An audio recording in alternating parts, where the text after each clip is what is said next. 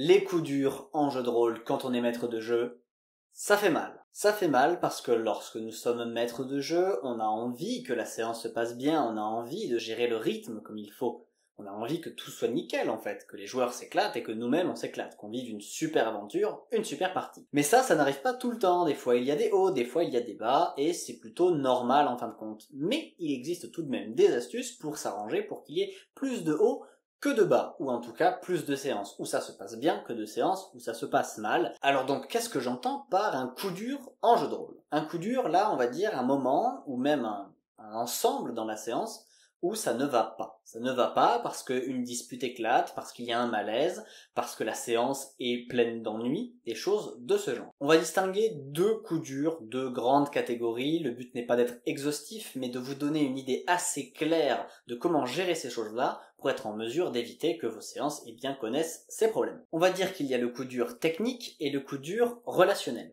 Par coup dur technique, j'entends que la séance se passe mal parce qu'il y a un problème au niveau des outils du jeu. Donc si vous êtes en ligne, un problème de connexion, un problème sur la plateforme que vous utilisez, un bug de logiciel, quelque chose de ce genre. Et si vous êtes en présentiel, ce sera plutôt un problème lié au système de jeu, à une mauvaise compréhension des règles qui crée une confusion qui sort complètement de la partie par exemple. Donc dans cette vidéo, nous allons voir comment gérer deux cas concrets liés aux deux catégories que je viens d'énoncer.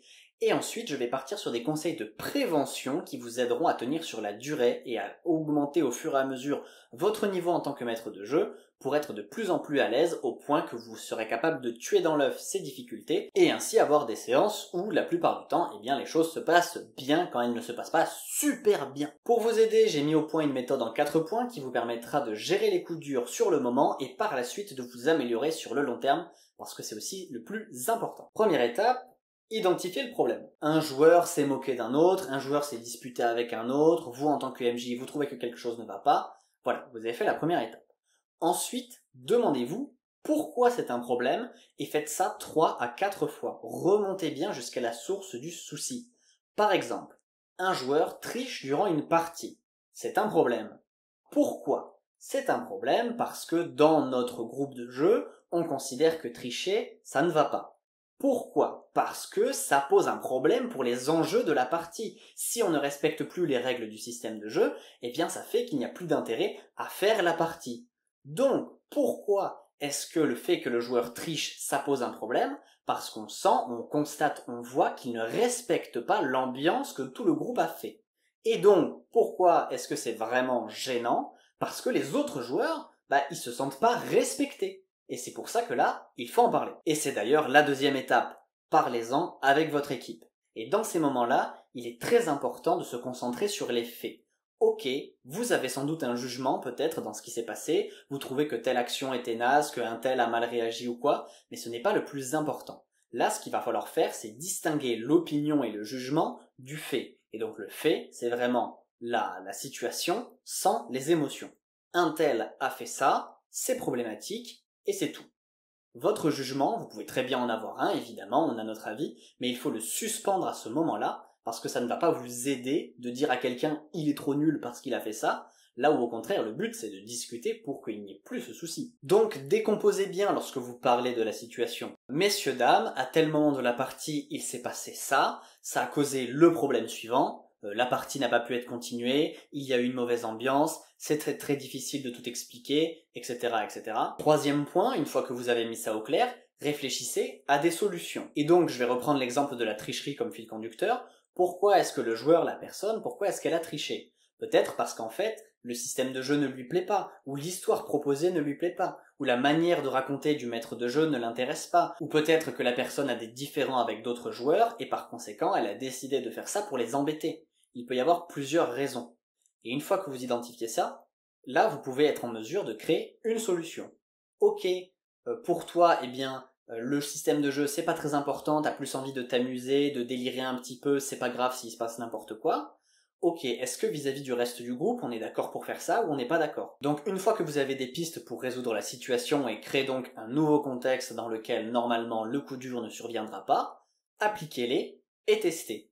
Il y a une logique très simple derrière tout ça. Quand on fait quelque chose dans le jeu, on constate que c'est rigolo et qu'on joue, on le garde, mais si on voit que c'est pas drôle et qu'on s'ennuie ou que ça se passe mal, on ne le garde pas. Donc je répète. 1. Identifiez le problème. Posez-vous la question du pourquoi plusieurs fois pour remonter à la source, à la cause, pas aux symptômes. Si vous traitez tout le temps les symptômes sans traiter la cause, ça va tout le temps revenir.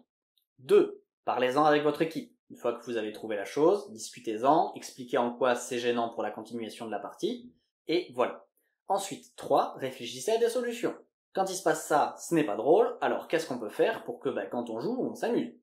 Et 4. Mettez ces solutions en place et testez-les. Est-ce que ça a fonctionné? Est-ce que ça n'a pas fonctionné? Vu que pour illustrer cette méthode, j'ai surtout parlé d'un problème plutôt relationnel, d'incompréhension, de malentendu entre les joueurs, je vais maintenant vous parler de ça sur un plan technique. Donc admettons que lors d'une séance, il y ait une confusion sur un point important des règles en plein milieu d'une scène d'action ou d'une scène où les enjeux sont très forts. C'est problématique, ça brise le rythme, ça sort de l'immersion, ça rend les dialogues un peu plus bancals parce qu'on s'est perdu. C'est dommage. Là-dessus, la même méthode. Identifier le problème. Ok, c'est tel point de règle qui a causé un souci.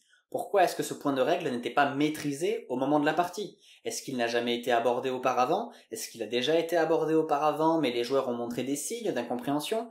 Est-ce qu'au contraire c'est le maître de jeu qui semblait ne pas être là et ne pas être prêt à réagir à ces règles-là? Est-ce qu'il y avait d'autres problèmes extérieurs? C'est à vous de voir. Dans le cadre d'un problème technique, trouver des solutions est un petit peu plus facile, dans la mesure où la problématique est assez claire. Si vous avez un problème de connexion ou de logiciel, il n'y a en général pas grand chose à faire de plus que soit changer le matériel, soit attendre que la connexion soit plus stable. En revanche, si le souci technique provient d'une méconnaissance des règles ou d'un manque de maîtrise d'un outil, que ce soit un livret de règles papier ou une plateforme en ligne, là, en règle générale, le problème provient d'un souci de préparation. C'est-à-dire que dans ce cas-là, les solutions sont en général un peu plus de travail en amont ou un peu plus de communication avec votre équipe pour vous assurer qu'il n'y a pas de zone d'ombre sur les éléments de jeu qui vont être sollicités durant la partie. Et dans ces situations-là, pour remonter rapidement la pente, il vaut mieux faire preuve de pédagogie et de clarté pour que les joueurs puissent reprendre plus facilement le cours de la partie. Évidemment, si c'est vous le MJ qui est en cause du problème de règle parce que vous-même vous maîtrisez pas ça, eh bien là, un peu de préparation supplémentaire ne fera pas de mal. Au moins, vous saurez que par la suite, il va falloir un peu bûcher ça. N'hésitez pas d'ailleurs, si nécessaire, à faire éventuellement des séances en off avec votre équipe pour relire des points, clarifier des éléments afin d'être sûr que tout le monde soit à la page. Les difficultés techniques au niveau des règles sont éventuellement l'occasion de constater que peut-être des parties du système de jeu ne conviennent pas à votre équipe. Ce n'est pas obligatoire à 100%, mais ça peut être aussi un point à ne pas négliger. Parce que à chaque fois que vous devez résoudre un coup dur en jeu de rôle, il faut évidemment traiter immédiatement le problème, ou en tout cas le plus tôt possible, mais il faut aussi et surtout penser à la suite, de manière à ce que vos futures parties ne rencontrent plus ces problèmes, ou que lorsque ces problèmes surviennent, vous soyez beaucoup mieux parés pour y répondre, et faire qu'ils auront un impact extrêmement réduit, voire inexistant. Et c'est là qu'on va passer à la partie prévention. Il y a de nombreuses difficultés en tant que maître de jeu, qui peuvent être gérées avec beaucoup plus de simplicité une fois qu'on adopte une posture particulière. Par exemple, le maître de jeu, qui souvent organise le scénario, la partie, les monstres, le décor, tout ça, peut avoir tendance à penser qu'absolument tout repose sur ses épaules, comme si tout l'intérêt de la partie était uniquement sa responsabilité. Et ça peut être source de pression, de malaise et d'une forme de stress qui peut causer des problèmes relationnels ou techniques à cause du trac, à cause de la colère, à cause de la peur, de la crainte de faire une mauvaise partie. Parce que oui, ça peut faire mal quand on voit qu'une séance se passe mal, ou qu'on trouve que notre histoire est pas très bien réussie, ou qu'une révélation qu'on pensait surprenante laisse les joueurs peu impressionnés. C'est pour ça qu'en tant que maître de jeu, il est très important de penser au fait que vous n'avez pas à tout gérer, vous n'avez pas à tout porter sur vos épaules. Si vous vous mettez dans une posture où vous acceptez que vous n'avez pas à tout gérer et que la priorité est surtout de construire avec les autres joueurs, de créer une histoire collective, où vous êtes surtout un distributeur de cartes finalement, vous donnez des situations, des atouts à vos partenaires pour qu'ils soient en mesure de briller, de construire une aventure trépidante. Eh bien, vous vous sentez beaucoup moins stressé, plus détendu, parce que vous savez que vous pouvez compter sur vos camarades pour vous aider durant la partie, et ça vous met dans de meilleures dispositions pour animer avec sérénité l'histoire qui va suivre. Aussi, le jeu de rôle, c'est beaucoup de dialogue, c'est beaucoup de relations, mais c'est donc aussi beaucoup d'humeur, beaucoup de personnalité. Ce qui signifie qu'on a des moments avec des hauts, avec des bas, des séances qui vont se passer un peu moins bien, ou des séances au contraire qui vont être extraordinaires. Là aussi, il ne faut pas tomber dans un syndrome de la performance qui ferait qu'une séance un peu plus calme serait forcément considérée comme un échec. Plus vous arrivez à prendre du recul là-dessus, moins il va y avoir une forme d'extrémité dans les moments où ça se passe bien et les moments où ça se passe mal. Et plus vous arrivez à relativiser, plus vous serez en mesure de gérer les choses tranquillement. Et dans cette continuité de cette idée de ne pas avoir à tout gérer, je vous recommande d'être constamment dans une posture d'apprenant, de personne qui est en train d'apprendre et qui est en train de s'améliorer.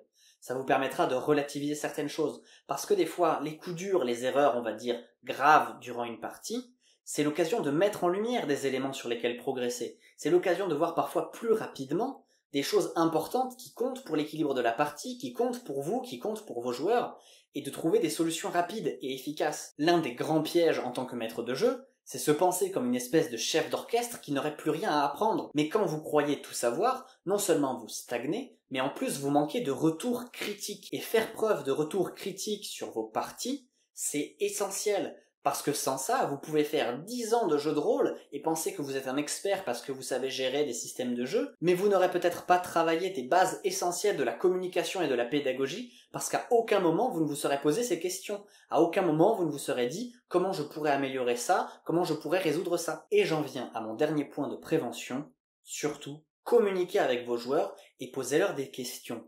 Dire à la fin d'une séance « ça va, vous avez aimé » et récolter seulement « oui » comme réponse, ce n'est pas toujours suffisant.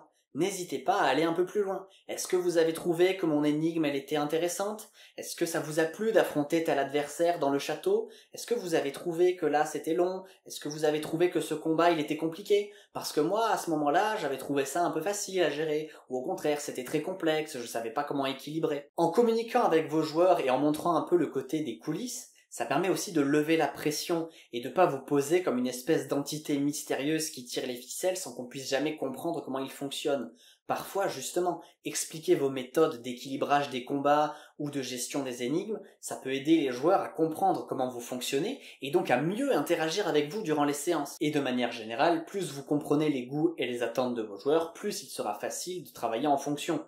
S'ils accordent énormément d'importance à la tactique, au respect des règles, eh bien dans ce cas, vous savez que sur le plan technique, révisez bien votre système de manière régulière et vous assurez que tous les joueurs le maîtrisent tout autant, vous savez que ce sera quelque chose d'essentiel. Pour terminer, je dirais que si vous voulez progresser en jeu de rôle, il faut plutôt voir ça comme une course d'endurance que comme un enchaînement de performances. Il faut accepter d'apprendre, il faut accepter de se tromper. Des fois, ça va être un peu votre erreur, des fois, ça va être une erreur du groupe, mais vous êtes dans un contexte relationnel. C'est toujours un peu des deux côtés. S'il y a un individu qui a un comportement qui ne convient pas, c'est parce qu'il y a une situation qui l'a amené à ce comportement. Et c'est pour ça que analyser, que comprendre comment se passent vos parties et comment se passent vos interactions avec les autres, ça me semble essentiel pour vous éviter toutes sortes de coups durs. Parce que ça vous permet non seulement de rebondir sur les moments où ça se passe mal, mais ensuite d'anticiper par la suite et de devenir meilleur. Et voilà. Apprenez, écoutez, communiquez et aimez. Sur ce, je vous souhaite bonne séance et je vous dis à la prochaine fois.